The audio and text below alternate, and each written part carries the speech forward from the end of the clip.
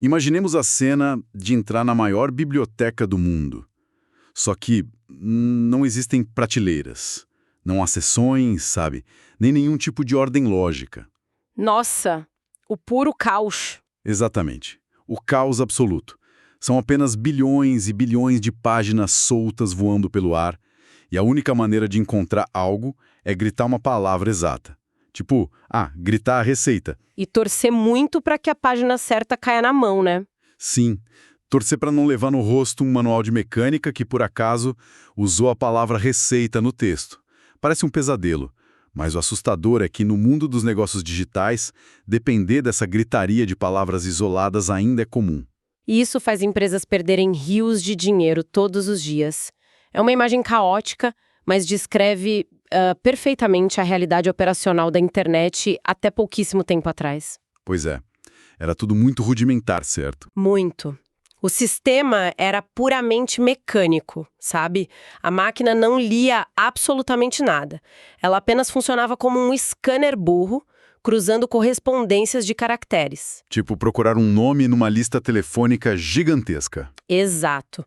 Baseado apenas na ordem alfabética, sem nenhum entendimento do que aquele nome realmente significava para quem estava buscando. E o nosso mergulho profundo de hoje vai explorar justamente isso. Por que essa era de caçar palavras-chave exatas desmoronou? E, claro, o que está substituindo esse modelo antigo. É uma transição fascinante. Sem dúvida. Nós temos em mãos um artigo muito denso e revelador do Blog Semântico. O texto foi escrito por Alexander Rodrigues Silva, e o que chama a atenção na fonte, logo de cara, é o perfil do autor. O background dele cruzar a publicidade com a biblioteconomia, o que traz uma visão muito única. Totalmente. Então, a nossa missão nesta exploração é entender como o futuro da web pertence a quem domina a linguagem, o contexto e a ciência da organização da informação, deixando os velhos truques de repetição de texto no passado. Entender que as regras do jogo mudaram completamente porque a evolução dos algoritmos forçou essa mudança. Certo, vamos desvendar isso. Se os motores de busca eram como aquelas listas telefônicas cegas que a gente mencionou, o que mudou na tecnologia debaixo do capô para que a regra do jogo virasse de cabeça para baixo? A mudança estrutural aconteceu porque a inteligência artificial assumiu a direção. Durante décadas, a otimização para motores de busca, o famoso SEO, era um jogo de densidade. Aquela coisa de repetir a mesma palavra 30 vezes na página, né? Isso. Se a palavra aparecesse mais vezes, a página ranqueava. Era matemática pura. Mas o autor do artigo aponta que o ponto de inflexão técnico começou com atualizações bem profundas nos algoritmos. Como o lançamento do BERT pelo Google, por exemplo. Exatamente o BERT. E se consolidou de vez agora com a chegada dos grandes modelos de linguagem tipo Lambda e essas IAs generativos que vemos hoje em dia. Os motores de busca não querem mais apenas cruzar letras idênticas. Eles querem entender o que a pessoa realmente quer dizer. Eles foram treinados para tentar compreender a intenção humana. O grande problema aí é que a máquina processa matemática, mas a nossa comunicação processa símbolos. E essa ponte entre matemática e símbolos não é nada simples de construir. Para quem nos escuta e já acompanha a evolução da tecnologia, é claro que a IA moderna é impressionante. Muito impressionante, mas tem limitações estruturais severas. Sim. E o texto da nossa fonte toca num ponto crucial sobre a natureza da nossa comunicação. A máquina sofre porque a nossa linguagem é cheia de ambiguidades. Tem ironias, múltiplos sentidos. Tudo dependendo inteiramente de um acordo social invisível, sabe? Exato. É aquele conceito clássico. A palavra mesa não tem formato de mesa. Ela não soa como uma mesa. É apenas um som que nós, como sociedade, concordamos que representa aquele móvel. Perfeito. A máquina tem uma barreira colossal com essa natureza arbitrária da linguagem humana. Porque a linguagem não serve apenas para transmitir dados frios. Tem muito mais camadas aí, né? Muitas. Ela tem uma função referencial, claro, que é passar informação direta, mas também tem uma função emotiva e até uma função fática, que é só para manter o canal de comunicação aberto, tipo quando a gente diz alô no telefone. Entendi. E a máquina não pega essas nuances naturalmente. Não mesmo. Um algoritmo lida perfeitamente com a planilha de dados estruturados. Mas quando ele pega um texto humano, cheio de jargões, gírias e frases de duplo sentido, o sistema entra em colapso. Fica totalmente perdido. Totalmente. Então, a única forma da máquina entender a linguagem humana, sem se perder nessa ambiguidade, é através de um conceito central que o artigo detalha muito bem. Que é o campo semântico. E o que eu acho brilhante na abordagem da fonte é que isso deixa de ser um debate filosófico, daquelas teorias de linguistas em uma universidade. E passa a ser a fundação prática de como a internet moderna é organizada, exato. Isso, passa a ser um mapa do tesouro do SEO moderno. O campo semântico é, de forma muito simplificada, a vizinhança de palavras unidas por um sentido. É tipo a diferença entre usar ingredientes isolados e ter a receita inteira que dá sentido ao prato. Uma ótima analogia. Os ingredientes soltos não te dizem se é um bolo ou um pão. A receita, o campo semântico, te dá o contexto completo. Mas isso me levanta uma questão intrigante. Se os algoritmos atuais, essas IAs gigantescas, são tão avançadas, por que a gente ainda precisa pegar na mão deles? Por que construir esses campos semânticos de forma tão explícita? A IA já não deveria saber ler o contexto sozinho? O que é fascinante aqui é que a máquina até tenta deduzir o contexto, mas a dedução matemática tem limites muito claros. O campo semântico atua fornecendo uma âncora de certeza. Uma âncora para ela parar de chutar, digamos assim. Isso, para o algoritmo parar de calcular probabilidades e passar a processar fatos concretos. O autor usa um exemplo no texto que ilustra o peso da ambiguidade de um jeito perfeito. Ele fala da palavra banco. O terror histórico de qualquer programador de busca. O verdadeiro pesadelo, né? Pense na situação. Imagine que um motor de busca encontre uma página nova na internet onde a palavra banco aparece repetidas vezes. A máquina não tem olhos para ver a foto da página. Ela só lê o código. Então, o que essa página está vendendo? Exato. É aí que o campo semântico define a identidade daquela página, através das palavras que orbitam esse termo principal. Se ao redor de banco a gente tem termos como praça, madeira, jardim, assento. O campo semântico estabelece na hora que é um móvel. Agora, se encontramos tabelas, servidor, nuvem, SQL, a máquina já sabe que é um banco de dados. E se o texto trouxer crédito, taxa de juros, investimento, ela crava que se trata de uma instituição financeira. Ou seja, não é mais sobre a palavra principal. É sobre os atores coadjuvantes que estão no mesmo palco. É como a diferença entre usar uma velha lista telefônica e usar um GPS moderno. Como assim? A lista telefônica só sabe que o seu nome começa com a letra M. O GPS sabe onde a pessoa está, a que velocidade está se movendo, se há trânsito ao redor e qual é o destino mais lógico baseado no histórico. Perfeito. O campo semântico dá essas coordenadas exatas de localização do significado. É uma mudança de paradigma. Uma excelente forma de visualizar, porque o nosso cérebro humano faz esse processo de triangulação instintivamente o tempo todo. Nós operamos por séries associativas ultra rápidas, sabe? A gente lê e já conecta tudo. Exato. Nós lemos a palavra gato, associamos logo a felino, que liga a mamífero, e tudo faz sentido sem esforço nenhum. A máquina não tem esse instinto. Ela não viveu no mundo real para saber o que um gato correndo pela sala. Não viveu. Ela precisa que essas relações sejam injetadas na estrutura do conteúdo para evitar ruídos desastrosos. Entregar um artigo sobre financiamento imobiliário para quem pesquisa sobre doação em um banco de sangue é um erro fatal para um buscador moderno. Com certeza. E aqui é que a coisa fica realmente interessante. Porque até agora estamos falando da teoria por trás do robô, do conceito. Da parte invisível. Mas o artigo não para por aí, o que é ótimo. Ele desce para a trincheira e mostra como essa lógica altera completamente o trabalho diário de quem cria conteúdo. E a fonte lista 4 pilares práticos de aplicação dessa teoria. 4 pilares que mudam o jogo da criação para a web. Eu acho que precisamos desacelerar agora e dissecar um por um. O primeiro deles é a construção de entidades. como isso funciona na mecânica da coisa. Quando falamos de entidades, a gente precisa entender que para a máquina moderna, uma palavra já não é apenas um conjunto de letras. É um nó em um banco de dados gigante. Um nó de informação. Isso. Uma entidade pode ser uma pessoa, uma organização, um lugar, um evento. Quando mapeamos um campo semântico corretamente, nós extraímos essas entidades e dizemos à máquina o que elas são. Dá um exemplo para a gente visualizar. Claro, a gente diz para o robô, olha, essa página não é só sobre a palavra Apple, é sobre a entidade Apple, que é uma empresa, que foi fundada por Steve Jobs, que é outra entidade. Ah, entendi. Isso transforma um texto que era abstrato em um conjunto de fatos concretos e verificáveis. Exatamente.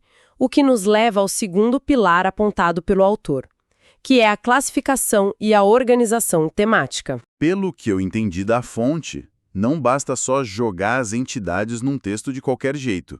É preciso criar uma fronteira muito clara sobre qual é o limite daquele tema. Sim, para que o Google confie no site. A palavra-chave aqui é confiança, sabe? Os motores de busca lidam com um volume de lixo digital sem precedentes hoje em dia. É muito spam, muito conteúdo gerado automaticamente sem critério. Muito. Então, quando um domínio cobre de forma exaustiva todas as propriedades de um campo semântico e as organiza logicamente, ele emite um sinal forte de autoridade. Ele demonstra que não está apenas arranhando a superfície para ganhar cliques rápidos. Ele mostra que domina o assunto. Ele mostra que compreende todos os contornos e as nuances daquele universo temático. Mas espera, aí entra o terceiro pilar, que é o semantic writing, ou a escrita semântica. O que me deixa muito curioso é o que um redator semântico faz no teclado que é tão diferente de um redator tradicional escrevendo um texto bom. É uma ótima pergunta. Porque, na prática, os dois não estão apenas digitando frases num documento de texto. Fisicamente, sim, mas a diferença está na intencionalidade da arquitetura desse texto. O redator tradicional escreve pensando apenas na fluidez para o leitor e, talvez, em repetir a palavra principal algumas vezes. O velho hábito do SEO clássico. Isso. Já o redator semântico, ele atua quase como um engenheiro de conhecimento. Ele não escolhe palavras secundárias por acaso ou apenas por sinônimos estéticos para ficar bonito. Ele tem um propósito para cada palavra. Ele insere intencionalmente termos que pertencem àquele campo semântico específico. O objetivo é tecer uma rede de conexões firme. Ele garante que a ambiguidade seja eliminada já no parágrafo de abertura. Conectando os conceitos logo de cara. De forma que o buscador consiga classificar a página de imediato. Ele não está apenas contando uma historinha, ele está construindo um mapa navegável para o algoritmo. Sensacional. E para garantir que a máquina leia esse mapa sem falhas, chegamos ao quarto pilar, que é o alinhamento de conceitos através de metadados. O texto cita tecnologias de marcação. Mas como isso funciona nos bastidores, debaixo do capô? Funciona como uma camada invisível de etiquetas de identificação. Pense assim, quando um humano lê o número 200 numa página de e-commerce, ele deduz na hora que é o preço. Claro, pelo contexto visual da página. Mas quando a máquina lê 200, pode ser a voltagem, o peso em gramas ou o número do modelo daquele produto. Ela não sabe. Os metadados, utilizando vocabulários estruturados como o esquema.org... Que é um padrão do mercado, né? Isso, o esquema.org permite que quem constrói o site insira um código nos bastidores dizendo: olha, este número 200 é o preço, este termo tênis de corrida é o produto. E pertence ao mesmo universo de sapato de corrida? Exatamente. É a eliminação total da adivinhação. O SEO semântico moderno ocorre em grande parte nos bastidores do código, construindo significados que são 100% transparentes para o robô. Agora, já que dissecamos como a engrenagem do contexto funciona, a nossa exploração precisa entrar em um território um pouco mais espinhoso. Ah, a parte polêmica do artigo. Sim. A fonte traz uma crítica bem direta a como o mercado de marketing digital costuma se comportar, porque existe uma tendência enorme de pegar conceitos acadêmicos complexos e embalar isso com nomes comerciais bonitos. Vendendo táticas rasas como se fossem a grande revolução da década, né? Exato. E o alvo principal dessa crítica no texto original é a febre em torno dos chamados topic clusters. É uma crítica ácida e muito bem fundamentada pelo autor. A indústria adora renomear o óbvio. O artigo aponta que a obsessão atual por topic clusters, Que, para quem não sabe, é basicamente a ideia de criar uma página pilar gigante com dezenas de artigos menores apontando links para ela, certo? isso mesmo. Essa tática está sendo vendida como a estratégia definitiva de autoridade tópica. A visão do autor, que é ancorada na ciência da informação, é que agrupamentos de tópicos não são estratégias reais, são táticas puramente operacionais. Mas espera um pouco, eu preciso fazer um papel de advogado do diabo aqui. Porque toda grande agência de marketing do mercado hoje vende os top clusters como o grande segredo para dominar as buscas. Sim, é o que mais se fala. O autor está dizendo então que todo mundo está vendendo fumaça. E que essa tática de linkar páginas não serve para absolutamente nada. Não, ele não diz que não serve. Mas alerta que focar apenas nisso é confundir o meio com o fim. Um cluster é apenas um agrupamento mecânico de URLs através de links. Só a superfície. É a aplicação mais rudimentar possível de organização temática. O problema é que ligar páginas através de links internos não gera inteligência por si só. Pode criar apenas silos isolados no site. Entendi. Reduzir o trabalho intelectual da arquitetura de informação a uma mera teia de links é um erro brutal de miopia estratégica, sabe? A verdadeira estratégia, de acordo com o texto, é a engenharia do conhecimento e a modelagem do domínio. Fazendo uma analogia, dizer que um top cluster é uma grande estratégia de inteligência é como dizer que a estratégia de uma biblioteca monumental é simplesmente construir prateleiras de madeira e colocar os livros nelas. Exatamente. A prateleira é só a estrutura física. O link é a estrutura digital. Mas a prateleira não pensa. A verdadeira estratégia é o sistema de catalogação invisível que determina por que o livro sobre buracos negros vai ficar ao lado do livro sobre física quântica. E não lá na seção de ficção científica. Isso.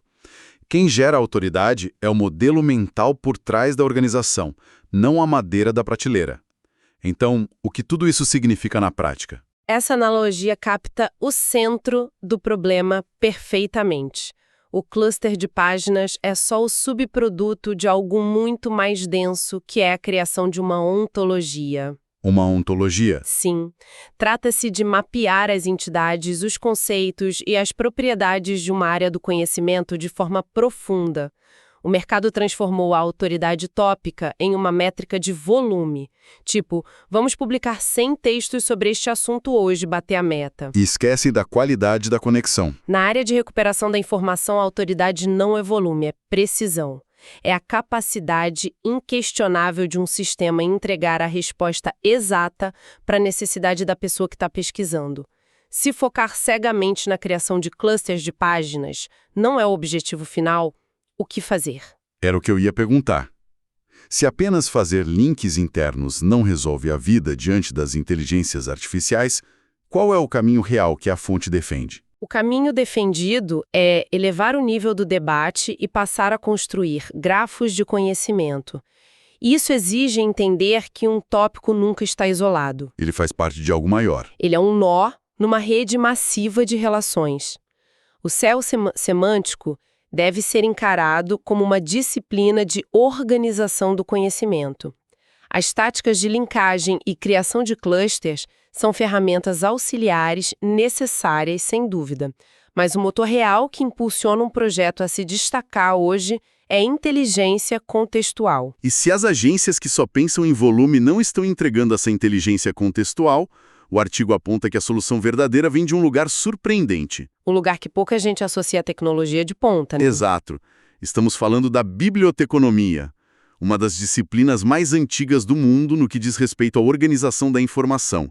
Não deixa de ser meio irônico. Se conectarmos isso ao cenário geral, a intersecção entre a otimização de motores de busca e a ciência da informação é hoje o terreno mais fértil da web. É onde a mágica acontece. O artigo lembra muito bem que os profissionais da informação já usam há séculos os exatos artefatos que as IAs precisam hoje para não enlouquecer com o volume de dados. E a fonte destaca 3 estruturas vitais da biblioteconomia. Quais são? As listas, que são estruturas lineares bem simples, as taxonomias, que são as estruturas hierárquicas, e os tesauros, que formam as estruturas relacionais mais ricas. Vamos detalhar um pouco a mecânica dessas estruturas para não ficar muito abstrato para quem nos escuta.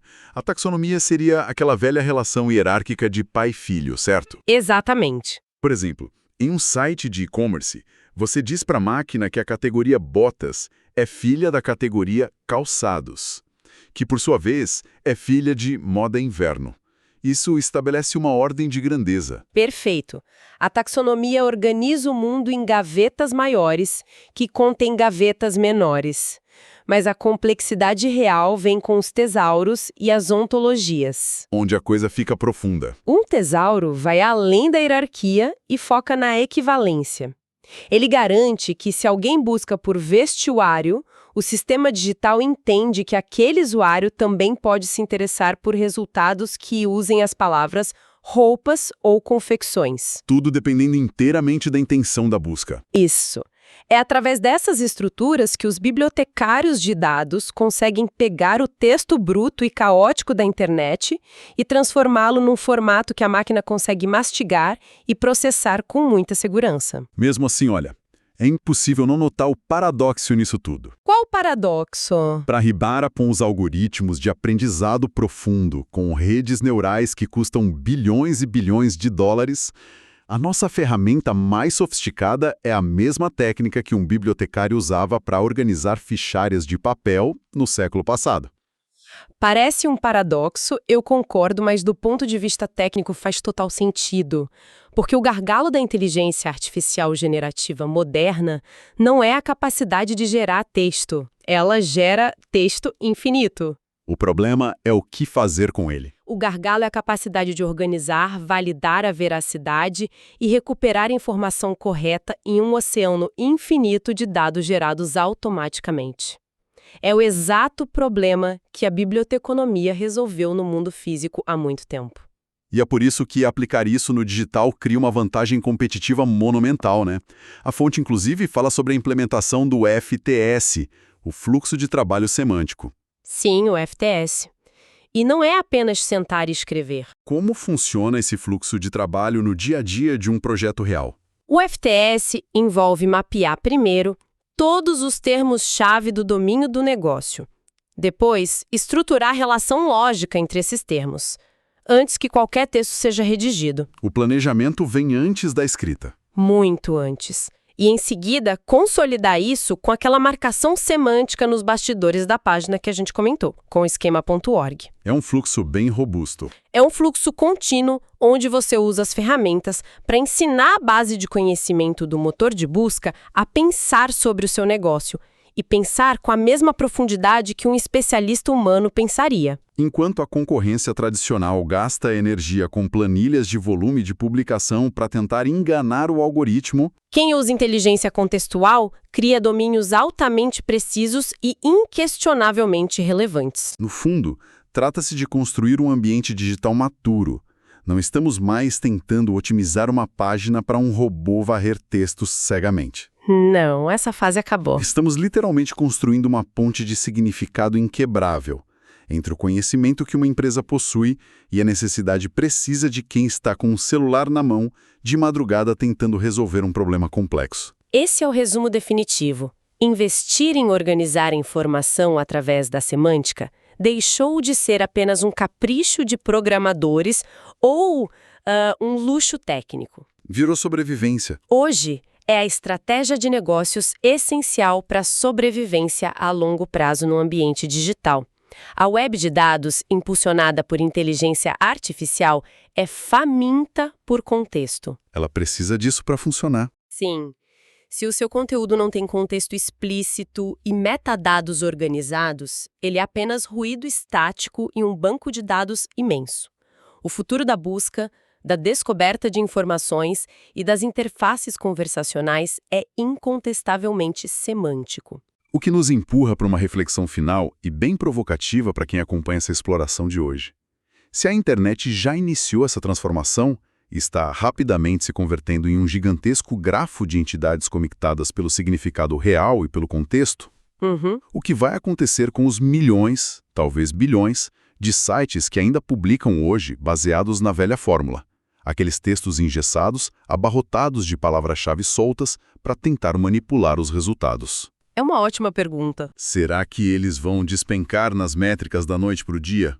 Ou, pior ainda, será que eles vão simplesmente se tornar invisíveis, virando os equivalentes digitais de pergaminhos mofados e não catalogados, trancados nas catacumbas de uma biblioteca abandonada onde ninguém jamais conseguirá encontrá-los? É uma mudança de era bem silenciosa. E quem ignorar o contexto, com certeza vai ficar falando sozinho no escuro. Exatamente. E para fechar a nossa exploração com chave de ouro, se você quer aprender, na prática, a aplicar essas estratégias e táticas dos seus projetos de SEO, não perca! Vem aí o curso de SEO semântico da Semantic SEO, planejado e por Alexander Rodrigues Silva. Procure no Google por curso de SEO semântico e fique por dentro.